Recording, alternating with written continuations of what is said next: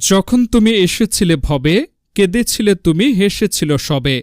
এমন জীবন তুমি করিবে গঠন, মরণে হাসিবে তুমি, কাঁদিবে ভুবন।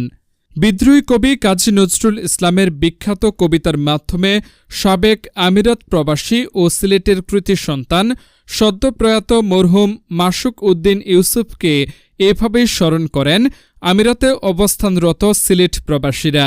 তিনি প্রবাসীদের কাছে যেমন ছিলেন জনপ্রিয়, তেমনি ছিলেন অত্যন্ত মিশুক।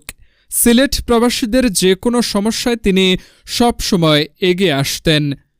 সংযুক্ত আরব আমিরাত থেকে আমাদের বিডি স্টার টিভির নিজস্ব প্রতিবেদক মোহাম্মদ আব্দুল মুকিত জানান, সংযুক্ত আরব আমিরাত বাণিজ্যিক নগরী দুবাইয়ের বিশিষ্ট ব্যবসায়ী ও সিলেটি কমিউনিটি নেতা মরহুম মাসুক উদ্দিন ইউসুফের মৃত্যুতে মিলাদ ও দোয়া মাহফিলে বক্তারা এসব বলেন।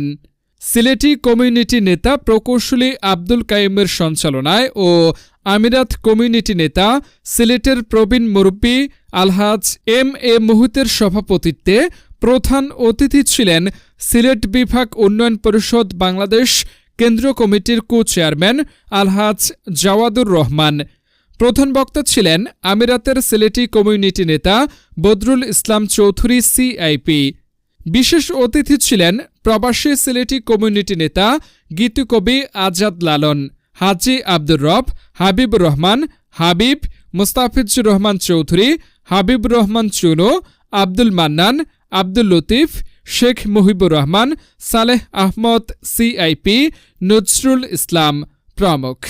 অনুষ্ঠানে বক্তব্য রাখেন Haji Shafiqul Islam, G M Jaigirdar, Delwar Hossain Chowdhury, Abdul Matin, M A Quddus Kha Majnu, Nazrul Islam Liton Talukdar, Nasirul হক, আলিম উদ্দিন, আবুল কালাম আজাদ, আমিনুল হক সহ আরও অনেকে। অনুষ্ঠানের শুরুতেই পবিত্র কোরআন থেকে তেলাওয়াত করেন প্রকৌশলী শেখ মিজানুর রহমান। মিলাদ মাহফিল পরবর্তী ও মরহুম মাসুক উদ্দিন ইউসুফ সহ সিলেটের সকল গুণীজনদের আত্মার মাগফিরাত কামনায় দোয়া পরিচালনা করেন সিলেটি কমিউনিটি নেতা কারি আবু রুকিয়ান।